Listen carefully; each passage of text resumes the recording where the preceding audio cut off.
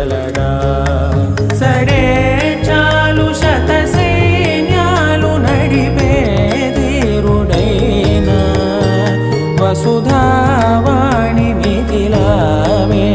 మది వెనుక పలుకు పలుకులెరుగ